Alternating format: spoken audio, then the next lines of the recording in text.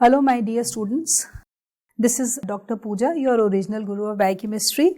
Now in my previous videos, we had started up with the metabolism of carbs and we have already discussed the major pathways in carbohydrate metabolism. That is, we have studied glycolysis leading to link reaction leading to TCA cycle. Now in today's video, we will be again discussing a very important major pathway of carbohydrate metabolism, which is gluconeogenesis. So let's start up with gluconeogenesis. Now one thing beta you always have to keep in mind, most of the scientific terminology we can just see with the help of the word, because this word itself is self-explanatory. जैसे we see genesis, I have told you whenever the term genesis is there, it means synthesis. Gluco, that means gluco is glucose. So gluconeogenesis is synthesis of glucose, as simple as that. Now coming over to that, again in my previous videos, I had given you a brief knowledge about the different levels of fasting or different stages in the entire routine which we follow. Like we have a well-fed state, we have early fasting, we have delayed fasting or late fasting, we have prolonged fasting which is starvation, and we have prolonged starvation. So the thing is that how the body succumbs, how the body actually is related to different stages in terms of metabolism. When we have to eat, how much we have to eat. We all know if we eat too much, if we have so much of carbohydrate, we know we tend to gain weight, and that is what exactly happens in diabetes mellitus type 2. Excess amount of glucose is being converted and stored in the form of fats, right? So how the body is reacting to that, and that is why generally we say that it is always advisable not to eat after sunset. Why? Because if we try to finish our last meal before sunset, so automatically the body will undergo that fasting wala stage. So whatever reserves are there, they will be depleted. So in a nutshell, we can say the fat deposition automatically will be to some extent less. Right. So now coming over to this, since we have discussed glycolysis, there you saw glycolysis. Lysis means breakdown of carbohydrate. So glycolysis is a catabolic process where there was degradation of a carbohydrate.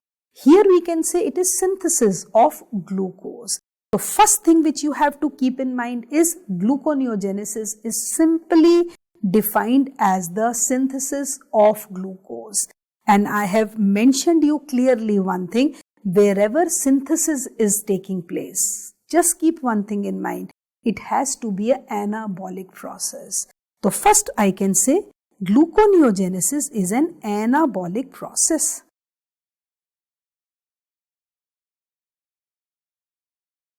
And how do we define gluconeogenesis? It is simply synthesis of glucose. Very, very important. Synthesis of glucose from non-carbohydrate precursors. Now, what are the precursors? First of all, you should know what do you mean by the term precursor? Precursor means from where it originates. What is the origin? The precursor.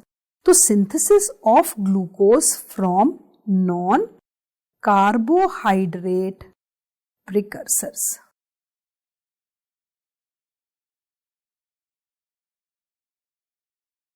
Right. Up the thing is that along with carbohydrates, what other things we eat? What we eat is we eat fats, we eat proteins, along with vitamins and minerals. So the question is, gluconeogenesis will be the synthesis of glucose from non-carbohydrate precursors, means apart from carbohydrates, which are none other than the fats and the proteins. Okay. So I can simply write synthesis of glucose from non-carbohydrate precursors. For example, the most important non-carbohydrate precursor on an amino acid which forms glucose is alanine. Second is lactate.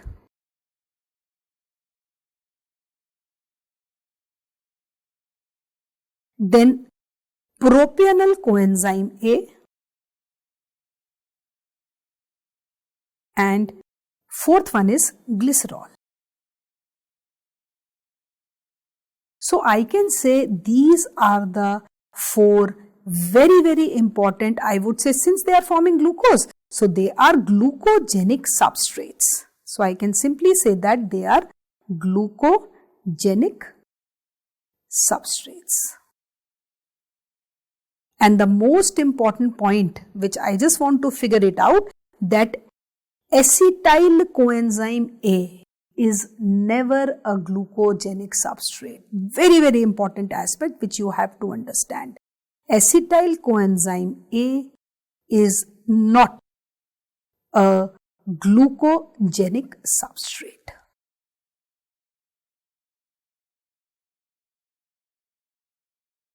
This I will just highlight because this is a very, very important point to remember. And we can simply say that what is gluconeogenesis? Synthesis of glucose from alanine, from lactate, from propenyl coenzyme A and from glycerol. Now the question is, this is simply the definition, and that is what we've been studying the different pathways also. So after this, then we come over to the site where gluconeogenesis is occurring. So if we talk about the organs, always remember liver and kidneys are the main site of gluconeogenesis.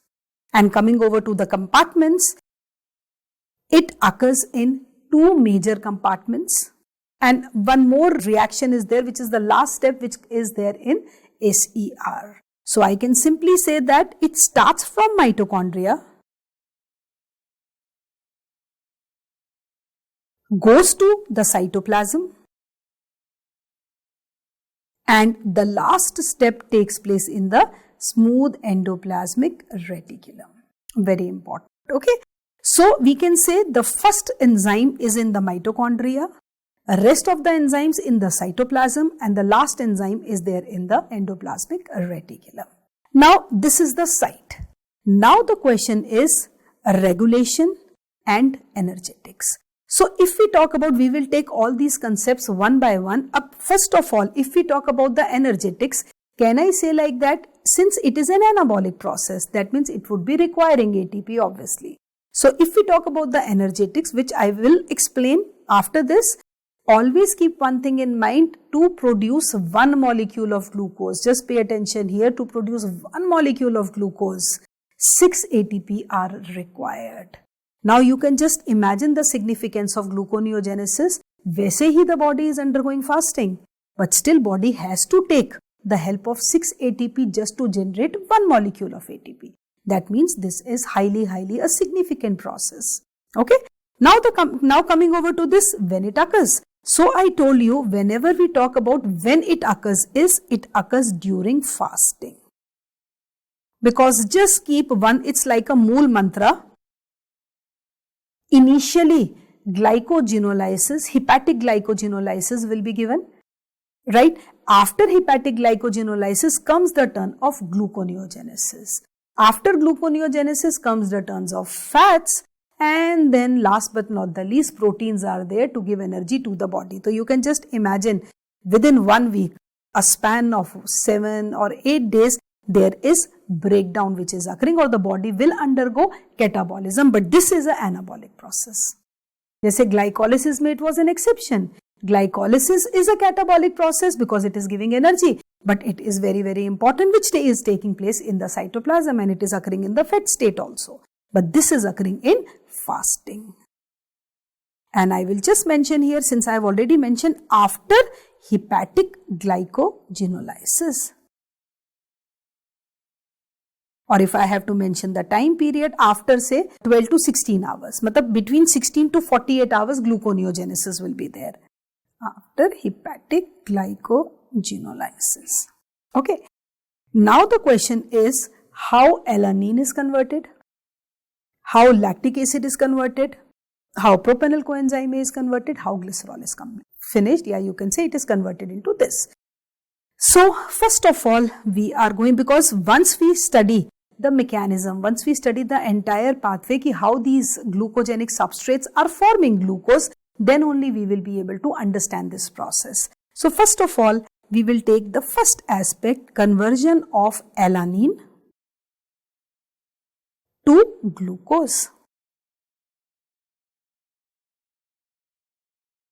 Because this is again very important glucogenic amino acid.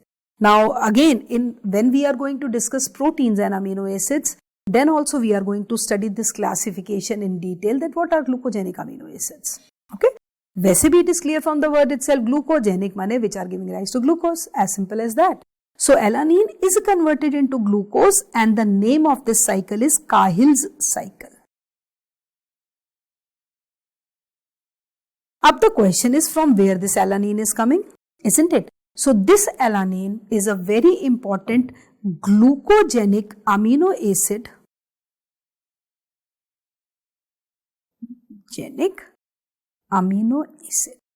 which via transamination is converted to pyruvic acid by a reversible process. So this alanine glucogenic, and from pyruvic acid,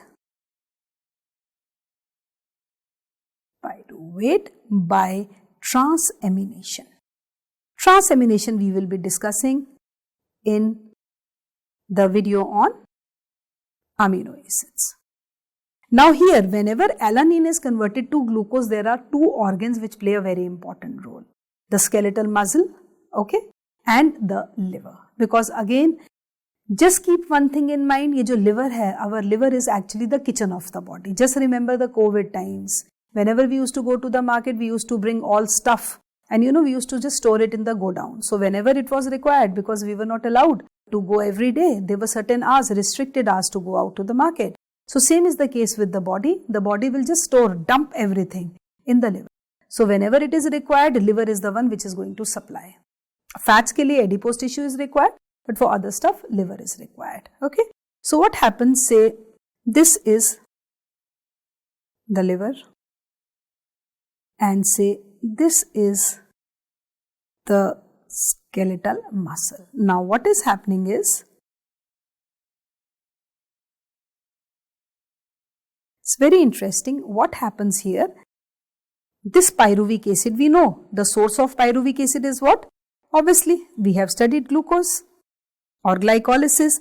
This pyruvic acid will be converted into alanine.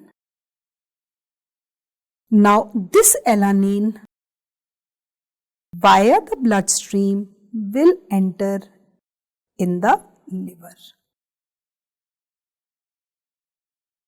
Now what will happen inside the liver? This alanine will be converted into pyruvate, and this pyruvic acid is going to give glucose, which will be transported and will give energy to the muscle. So you can see that there is some indirect pathway which is going on, which is what? Simply you can say alanine, which will be transported from the muscle to the liver, where it will be converted to pyruvic acid, forming glucose. And this glucose will aram se enter in the muscle to give energy to the muscle. So this is Cahill's cycle, where another pathway, another alternate pathway is there, which is giving energy to the body by forming pyruvic acid as an intermediate through alanine.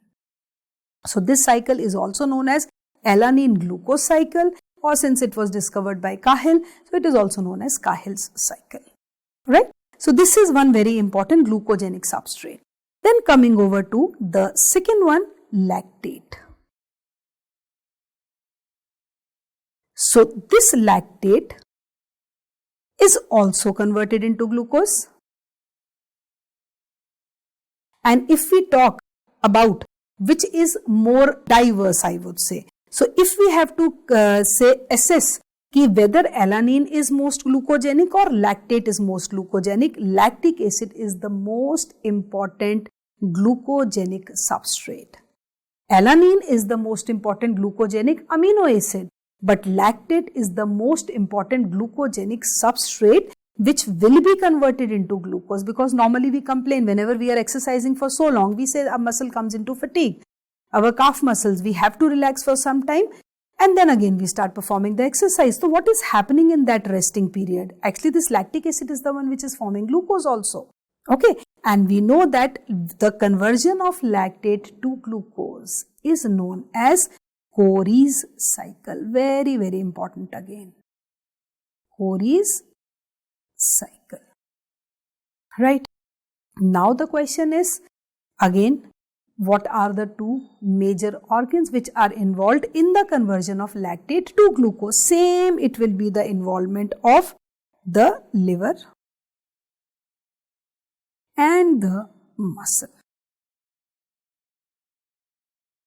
Like this. So this is the muscle and this is the liver. Again, if we talk about what happens is the glucose is converted into pyruvate. This we know, this we have actually studied in detail. And anaerobic glycolysis is there in the muscle. So dead end of glycolysis is lactate. So that is what is going to happen here. And this lactate will not be deposited here. It will simply via blood transported into the liver, where this lactate will undergo conversion. Because if you remember, I told you one very important thing, that conversion of pyruvate to lactate is strictly reversible process, whereas conversion of pyruvate to acetyl coenzyme A is an irreversible process. That is why we say that fats cannot be converted into carbohydrates, whereas carbohydrates can be converted into fats. In fact, they are stored in the form of fats, because whenever we are taking a carbohydrate rich diet, excess of glucose kahan jayega? Amount of glucose will be stored in the form of glycogen and it will be stored in the form of fats. So lactate will be converted to pyruvate, same thing, and this pyruvate is going to form glucose, and this glucose will enter into the muscle like this. So this is direct use of lactate resulting into the formation of glucose. So I can simply say that, and this is known as Core's cycle. To glucose. So Core's cycle is transport of lactate from the muscle to the liver, forming glucose, which is again reached to the muscle to give energy to the fatigued muscle also. Right?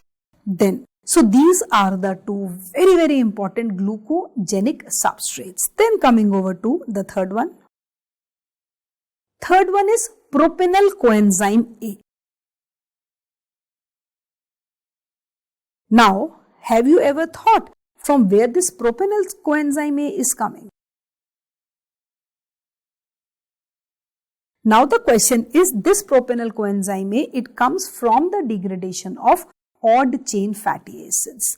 Because देखो, whenever we take a diet, ऐसा तो नहीं है कि we will just go to the kitchen and we will ask for a fatty rich diet. We will simply have fats in the diet. Okay, so these fats are nothing but the triesters of fatty acid and glycerol.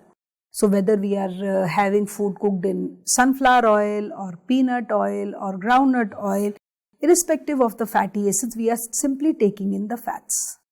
Now these fatty acids are even chain also, they are odd chain also.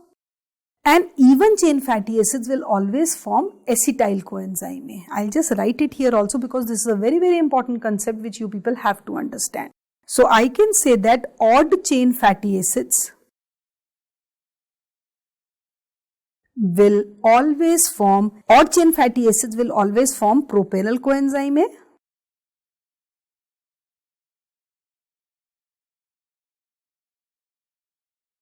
And even chain fatty acids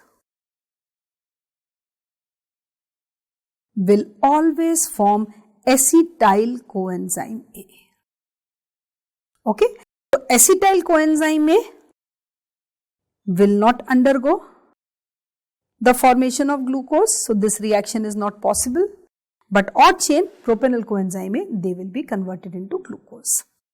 Now, the question is, what happens to this propenyl coenzyme A? So if we talk about this propenyl coenzyme A, is actually coming from the degradation of odd chain fatty acids, as I have mentioned here. So what will happen? This will simply be converted into D-methylmalonyl-CoA, or it will undergo carboxylation, right? So the product produced will be methyl malonyl CoA. And the enzyme will be propenyl coenzyme A carboxylase. And one thing I just want to tell you here, which you should remember, whenever carboxylation is occurring, okay, this we will be discussing in detail in vitamins also, but just keep one thing in mind, wherever carboxylation is occurring, ATP is required and biotin is the coenzyme which is required, which is B7, carboxylation. And this is a very, very important reaction. This plays a very important role in the metabolism of vitamin B12 also, and obviously in gluconeogenesis.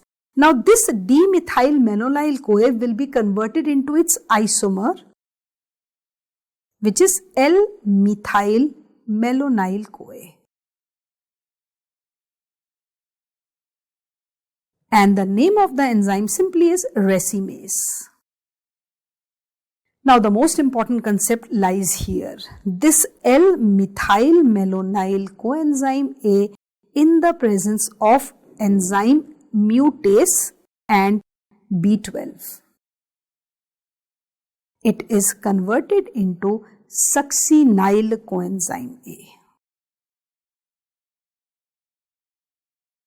So succinyl coenzyme A, intermediate of TCA, or you can say simply glucose.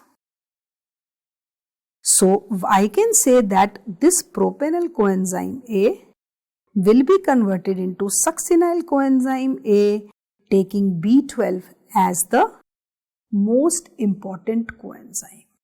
And this B12, we all know that B12 is a very important hematopoietic vitamin, and deficiency of B12 generally leads to what? That tingling sensation, neurological manifestations. That tingling sensation will be there in the fingers, and you can say that numbness kind of feeling will be there. Basically what happens is, if this B12 is absent, and we say that those people who are vegans, those who are strictly vegetarians, they are more prone to B12 deficiency, because B12 is the only vitamin which is of animal origin. Okay, so these are some important facts, but here what happens is, suppose if I tell what is a clinical correlation of this reaction. If there is B12 deficiency, in general if I say, as you can see, if B12 is deficient, that means succinyl coenzyme A will not be produced. That means the concentration of this will increase. So I can simply say that B12 deficiency will lead to increased concentration of methyl malonic acid. And this leads to methyl malonic aciduria. So I can simply say that B12 deficiency will lead to methyl malonic aciduria. And what happens is कि methyl malonate का concentration increases, methyl malonyl CoA, so it will also lead to the degeneration of myelin sheath also. And deficiency of B12 leads to subacute axonal degeneration, which we will be studying obviously in detail in the video on vitamins. But here, up to your, till gluconeogenesis, just keep one thing in mind, that propenyl coenzyme A, you have to learn this reaction by heart. Conversion of propenyl coenzyme A to succinyl coenzyme A, very important. Taking B12 as one of the important coenzymes. So I can say propenyl coenzyme A is also converted into glucose indirectly, but it is converted. Then comes the fourth one, glycerol. Now if we talk about glycerol, we know from where this glycerol is coming. Again, we know that TAGs are there, triacyl glycerols. What are triacyl glycerols? When three molecules of fatty acid 1, fatty acid 2, fatty acid 3, they will be converted to form 3 fatty acids plus 1 molecule of glycerol. By which enzyme? Hormone sensitive lipase.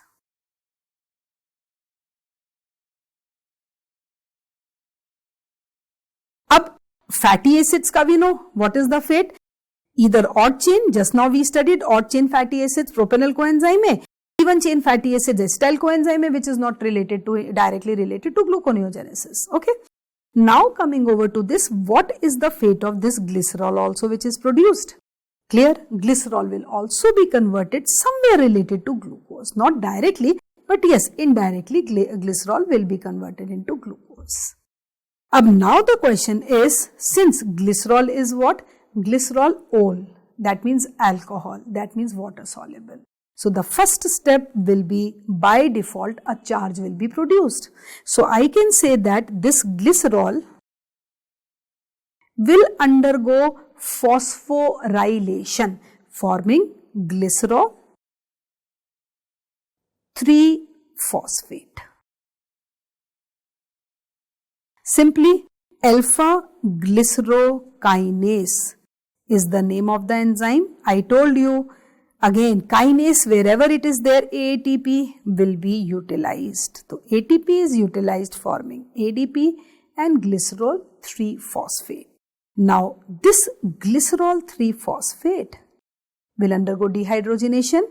So it is glycerol 3-phosphate dehydrogenase, and it is going to form dihydroxyacetone phosphate.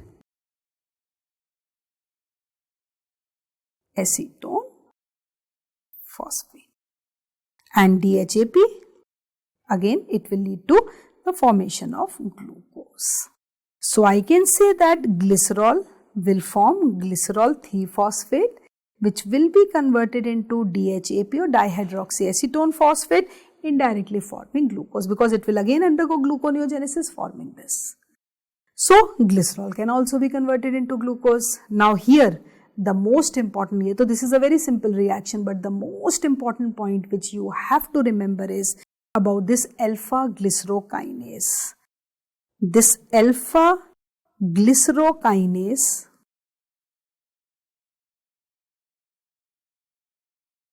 is absent in the adipose tissue. The adipose tissue. So this reaction will again takes place in the liver. And this reaction, particularly this, we are going to discuss in detail when we will be discussing the metabolism of fatty acids. So abhi till now you just remember this thing, that alpha-glycerokinase, which is the most important enzyme to phosphorylate glycerol, it is absent in the adipose tissue. So it has to again seek the help of the liver, where it will enter, where it will be forming DHAP, glycerol 3-phosphate, and finally giving rise to glucose, again utilizing one ATP molecule. So these are the 4 glucogenic substrates which are forming glucose whenever the body undergoes fasting. That means after 16 hours. So 16 to 48 hours, what will be the source of energy? It is glucose, because always keep one thing in mind, that our RBCs, our red blood cells, cannot stay without glucose for even a parsec of second. So glucose is the only source of energy to the blood during fed fasting and starvation stage. Right? Brain also depends on glucose in the fed and the fasting stage. But yes, starvation it goes to ketone bodies for energy. So this is gluconeogenesis from non-carbohydrate precursors. So I can simply just summarize this. I can say that alanine, lactate, glycerol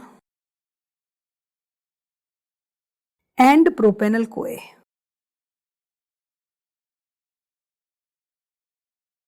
They all are forming glucose, right? So if we talk about alanine, it is Cahill cycle. If we talk about lactate, it is Cori cycle. If we talk about glycerol, it is glycerokinase. And if we talk about propanol coenzyme, it is carboxylase. right? So this is what is gluconeogenesis from non-carbohydrate precursors. Another important aspect comes here, that when we started up only with the discussion of the major pathways, I told you one very important thing, that there is always a kind of antagonistic mechanism. Means that if there are processes which are degrading glucose, there has to be a process in parallel which will be synthesizing glucose. Jaise if we talk about glycolysis, we know glycolysis which is occurring in all the stages, but it is a catabolic process. And in glycolysis there were 3 steps.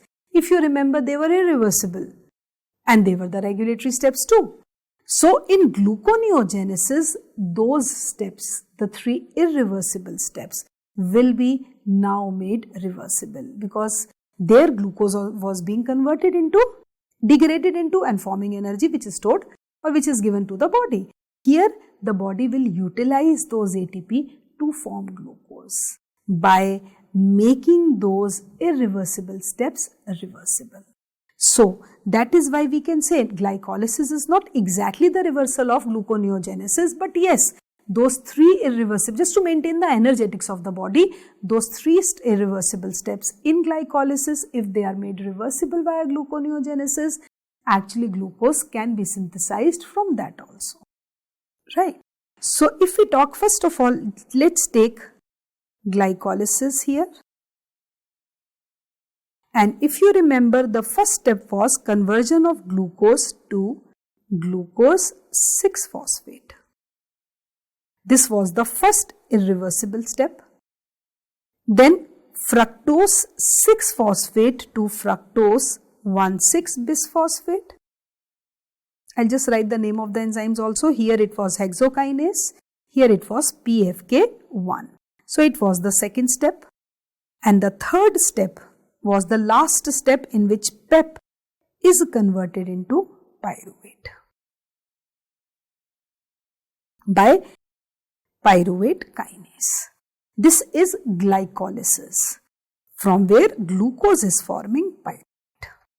Now, what is gluconeogenesis? Gluconeogenesis is different.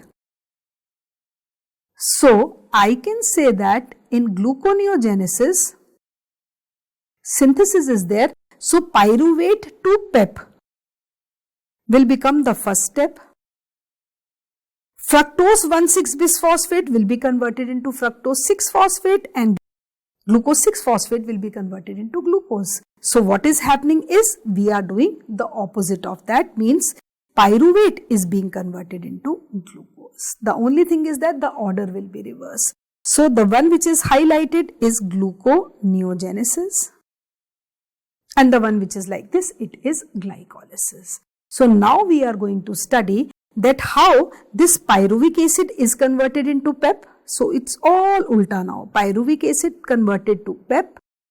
Then fructose 1,6-bisphosphate converted to fructose 6-phosphate, and conversion of glucose 6-phosphate to glucose. This is what is gluconeogenesis. Now, let's understand the concept. We'll start from here actually. Now, if we talk about, we know that this is the mitochondria and this is the cytoplasm, right? If we talk about this, we know that this PEP is converted into pyruvic acid. Just now I discussed about by a irreversible step. This pyruvic acid enters the mitochondria, okay, where it is converted by a link reaction to acetyl coenzyme A. And this acetyl coenzyme A combines with oxaloacetic acid, which is being produced from malic acid. Well, this is how the TCA cycle is going on. And here it forms citrate. Right. Here I will just write the enzyme as PDH. Pyruvate dehydrogenase complex, which we have actually already studied in detail. Now the question is, if you look at the first reaction in gluconeogenesis, now what we are studying? We are studying gluconeogenesis. So what happens here is, I can simply say that this pyruvic acid needs to be converted into PEP. Now the question is, by one-step reaction, it cannot be converted into PEP. So what will happen is, this pyruvic acid will be converted into oxaloacetic acid first. This oxaloacetic acid will be converted to malate first. This malate will come out, where it will be converted into oxaloacetic acid, and this will be converted into PEP like this. So just by looking at the diagram, you can just imagine that conversion of pyruvic acid to PEP takes place under 2 steps, whereas conversion of PEP to pyruvic acid was only 1-step reaction. And here I will say that simply ATP will be involved, and here GTP will be involved. And you can just by looking at this reaction, how many molecules of pyruvic acid were there? 2. So 2 ATP, 2 GTP. That means equivalent to 4 ATP. So 4 ATP are used when pyruvic acid is converted into PEP. Very important reaction. Now the question is that if you again go back, you can see that pyruvic acid to PEP, that means this reaction, so I can simply write 4 ATP will be utilized. Now how the reaction occurs? Because this is a very important reaction, and 2 important points which we have to keep it in our mind, that in starting May I told you that gluconeogenesis takes place in the 3 organelles: mitochondria, cytosol and the endoplasmic reticulum.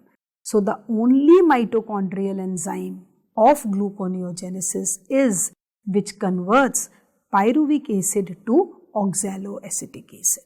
So this is what we are going to study here. So I'll just leave the space like this, and I will just tell you about this reaction, conversion of pyruvic acid. I'll just highlight it like this so that you don't forget. And this concept you have to understand, because this is very important. Now coming over to this, how pyruvic acid is converted. So what happens is, pyruvate, we know it has how many carbon atoms? It has 3 carbon atoms. And if we talk about oxaloacetic acid, it has how many carbon atoms? 4 carbon atoms. Now, just keep one thing in mind, since you people have studied chemistry in class 11th and 12th, you know that whenever we increase the number of carbon atoms, we always carboxylate. Whenever we have to decrease the number of carbon atoms, we always decarboxylate. D means removal. But here carbon dioxide has to be added up. So this pyruvate will be converted into oxaloacetic acid. Reaction is carboxylation. So the enzyme will be pyruvate carboxylase. Very simple to understand. And you can just keep a mnemonic as PC, means personal computer. Okay, so PC is pyruvate carboxylase, and the only thing which you have to remember is this is taking place in the mitochondria. This reaction is taking place in the mitochondria. Now, whenever we add a carbon dioxide, it is carboxylation, right?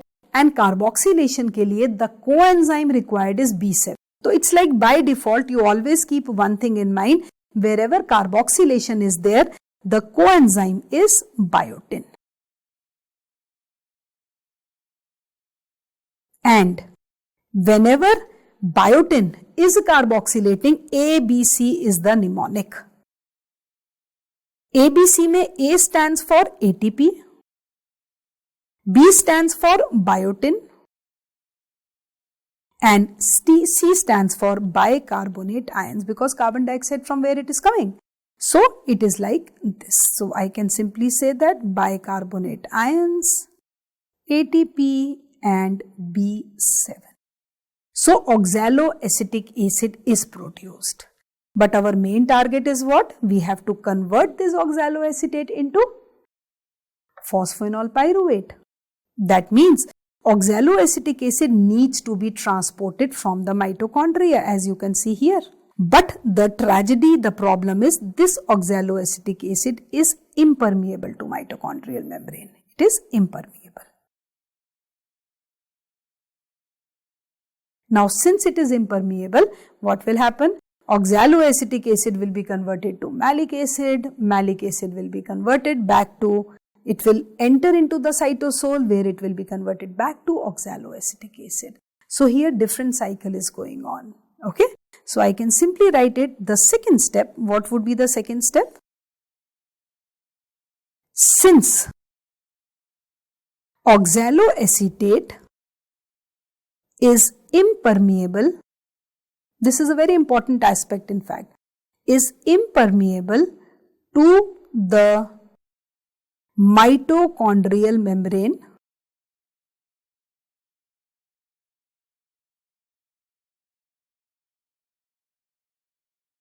right?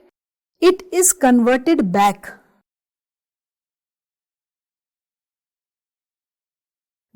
to malate, and then malate will come out. So actually the cycle is like this. Say this is the mitochondria, and what is happening? This pyruvic acid is being converted into oxaloacetate, and this oxaloacetate is also being converted into aspartate. Obviously this is transamination reaction, and this oxaloacetic acid is being converted into malate also. So this malate will come out. Simple, the name of the enzyme will be malate dehydrogenase, and this malate will be converted into oxaloacetic acid, and this aspartate can also be converted. So it's all reversible, and that is why we say that some part of oxaloacetic acid is diverted to form aspartate, and it is stored like that. So whenever the body requires, this aspartate can easily be converted into oxaloacetate, and this is also known as malate aspartate shuttle. I can simply write it like that, malate aspartate shuttle. There are so many shuttles which are occurring in the body, and shuttles ka what is the purpose? Just if we talk about the badminton shuttle, it is going from one court to another court. Same is the case here. There is a transfer of the substrates, transfer of the reducing equivalents from one court, one organelle to another organelle. And if we talk about the enzyme here, we can simply say that it is malate dehydrogenase. So malate is converted into oxaloacetate plus H positive and NADH. This is the simple transport. So there here no enzyme is there. Simply you can say transport like this. And here it is malate dehydrogenase. Right? Malate dehydrogenase. So what we get is, we get oxaloacetic acid in the cytoplasm. Right? Then the third reaction, the main reaction is this oxaloacetic acid will be converted into PEP. This is what the body wants, and the name of the enzyme here is PEPCK, and the full form of this is phosphoenolpyruvate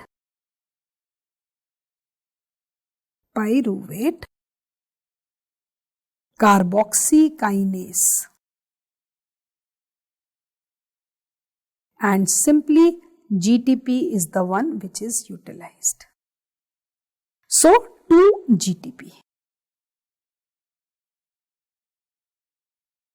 And oxaloacetate is converted into PEP. But the most important thing is where it is present. It is present in the cytoplasm. This we have to remember. And 2-GTP. And if we talk about this enzyme, this is present in the mitochondria, and 2-ATP.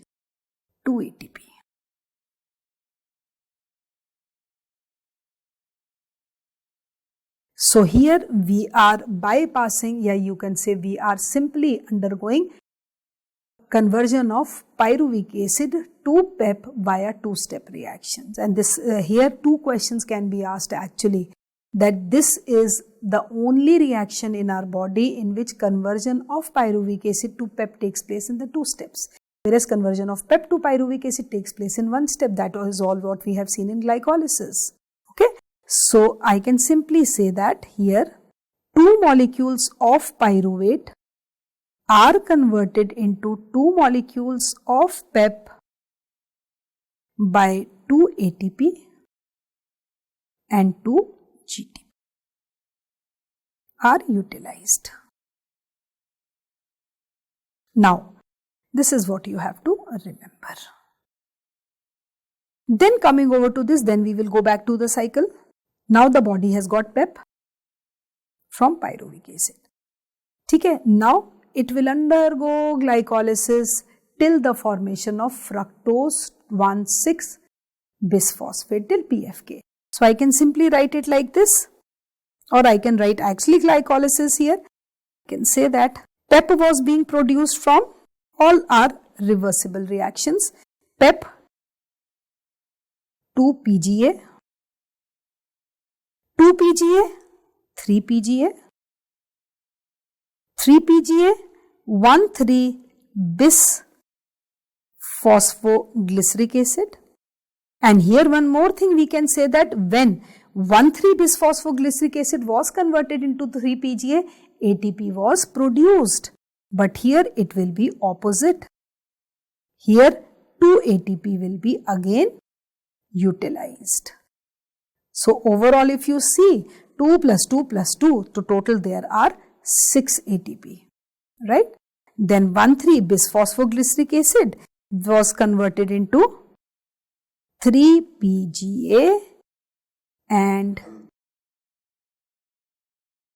dihydroxyacetone phosphate by the enzyme aldolase. Okay, and this forms fructose 1,6 bisphosphate. Now what is happening is, this fructose bisphosphate needs to be converted into fructose 6 phosphate. This is what is gluconeogenesis. So here what will happen, because this is a irreversible step. So here the enzyme will be fructose 1,6 bisphosphatase. So this will be the enzyme which will convert fructose 1,6 bisphosphate to fructose 6 phosphate. It's clear? This is the second step. PFK will not take place here. Then the third step will be, this fructose 6 phosphate will easily be converted into glucose 6 phosphate, because this is again reversible reaction and the name of the enzyme here is phosphohexoisomerase. And the last reaction is glucose 6 phosphate will be converted into glucose. And the name of the enzyme here is glucose 6 phosphatase. And this is the enzyme which is present in the endoplasmic reticulum, smooth endoplasmic reticulum. And this, till this reaction, this is taking place in the cytoplasm. So I can say that gluconeogenesis is taking place in the 3 compartments. It starts from mitochondria,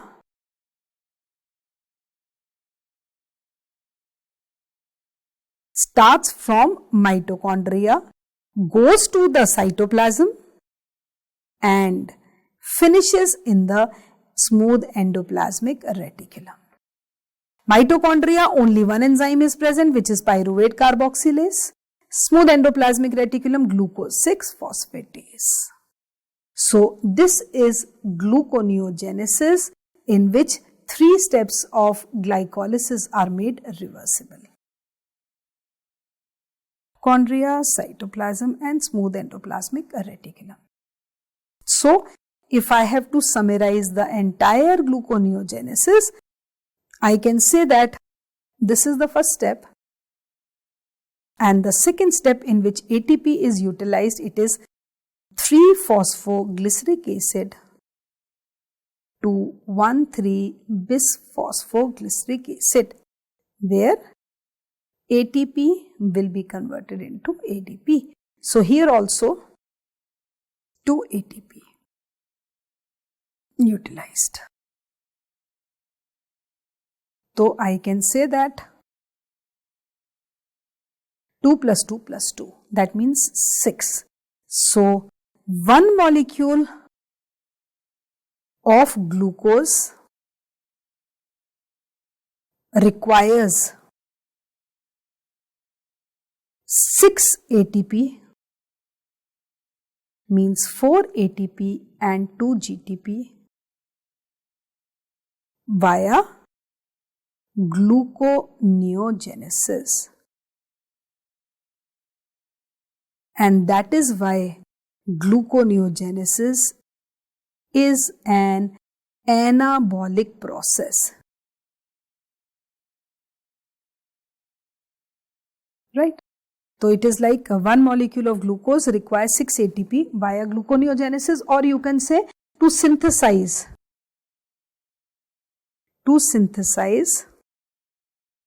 one molecule of glucose, 6 ATP are required.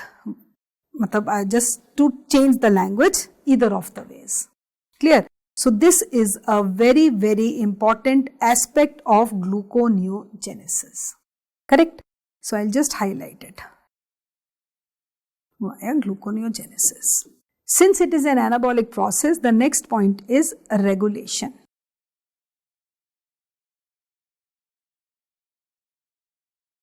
How it is regulated.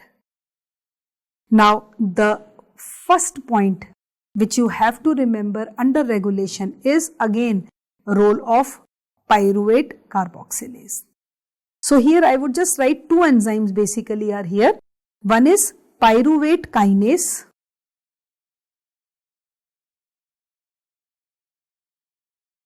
and second is fructose 2,6-bisphosphatase. Phosphate you can say, or you can say fructose 1,6-bisphosphatase. Now, if we talk about pyruvate kinase, first of all, regulation is on the basis of the hormones here. So, hormonal regulation is the one. So, if we talk about hormonal regulation,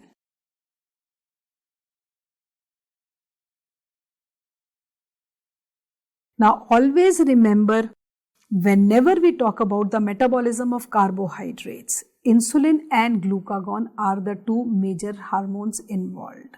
So if we talk about glucagon, this glucagon accelerates gluconeogenesis.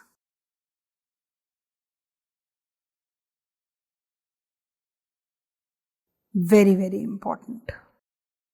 Glucagon always accelerates gluconeogenesis. How? The question is by making pyruvate kinase inactive. One thing, kinase inactive. Now, if I talk about this reaction, we know what is happening is PEP is being converted into pyruvate via pyruvate kinase. This is an enzyme of glycolysis. In gluconeogenesis, pyruvate has to be converted into PEP by pyruvate carboxylase and PEPCK. So, glucagon will make it inactive. Glucagon inactive, and it will accelerate these enzymes. So automatically more conversion of pyruvate to PEP will take place. This is one very important reaction. Second is when this pyruvic acid, because this pyruvate actually is forming acetyl coenzyme A via link reaction. This acetyl coenzyme A is being converted from oxaloacetate to citrate, which is the first enzyme of TCA cycle, and the TCA cycle is going on. like this, TCA. In gluconeogenesis, pyruvic acid is being converted to oxaloacetic acid. Means a 3-carbon species is converted into a 4-carbon species. One important thing here is reaction we have already discussed in detail. Pyruvate carboxylase is the name of the enzyme.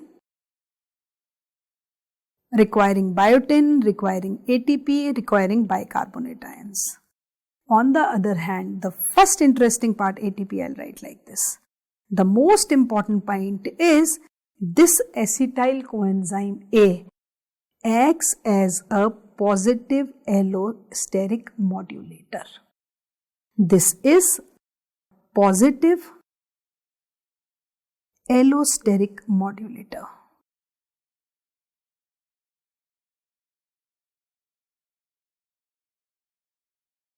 And if you clearly imagine, just imagine one thing, whenever it is occurring during fasting, okay? And after fasting, we know that fatty acids are the ultimate ones which are producing energy. So, acetyl coenzyme A will be increased via fatty acid oxidation, or beta oxidation of fatty acid will lead to more production of acetyl coenzyme A, which will trigger gluconeogenesis, and that is what is the need of the body. So you can say that indirectly also the fluxes are regulating the processes. So this is very, very important. And another important point about this is this conversion of pyruvate to oxaloacetic acid is one of the very, very important anaplerotic reactions, which is actually known as a filling up reaction also. Okay. So here we come across two important points. One is how glucagon is accelerating. Second is what are anaplerotic reactions. So in general, we call anaplerotic reactions as filling up reactions. Simply they are the filling up reactions. So whenever there is increased flux of pyruvic acid, it will lead to increased flux of oxaloacetic acid via pyruvate carboxylase, PC, B7 and bicarbonate ions. This is an anaplerotic or filling up reaction. So you can say that this is one way of regulation. Kaise? By making pyruvate kinase inactive. So glucagon is accelerating gluconeogenesis, as you can see here. Second important thing is, if we talk about the second important step, if you remember, in glycolysis, fructose 6-phosphate was converted to fructose 1,6-bisphosphate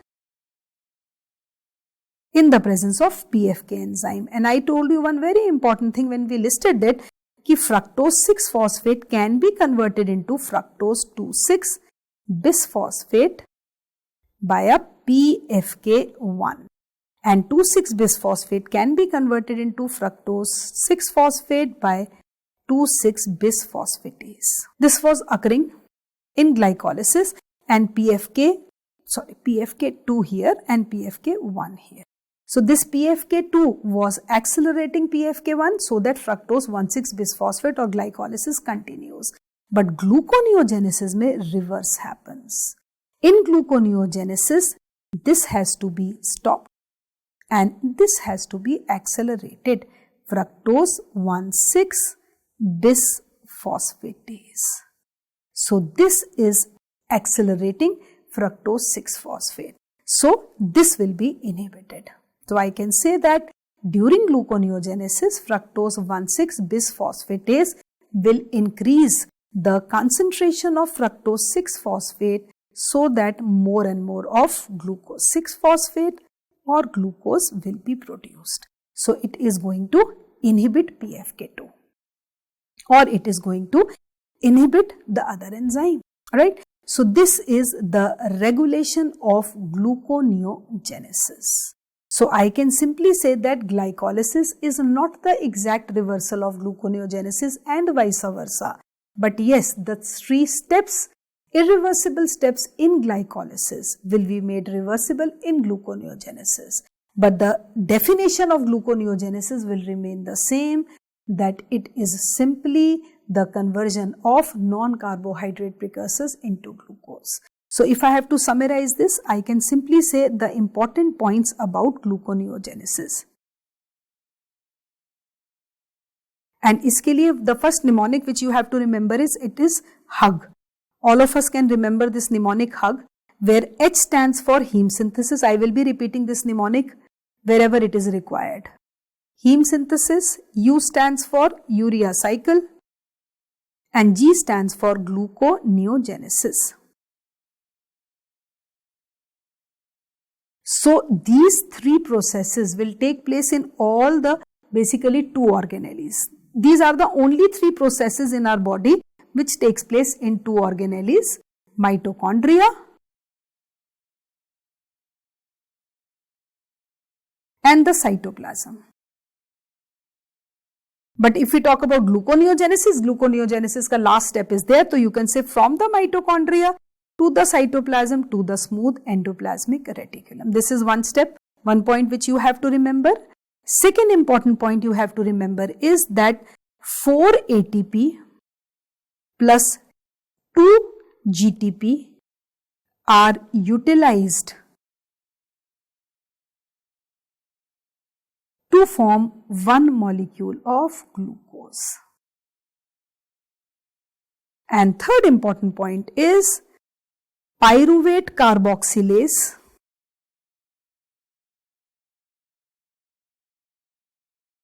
only enzyme of gluconeogenesis present in the mitochondria. And fourth important point is glucagon accelerates gluconeogenesis, which is an anabolic process, and this is again an exception, right? So this is gluconeogenesis from non-carbohydrate precursors taking place, giving energy to the body after hepatic glycogenolysis. So this is all about the video on gluconeogenesis. I hope the concept is clear to you, because this actually creates confusion in most of the students' mind. Students get confused between neogenesis and genolysis. So here it is gluconeogenesis. Genesis means synthesis. So synthesis of formation of glucose is gluconeogenesis, taking place during fasting in the liver and the kidneys. Thank you so much.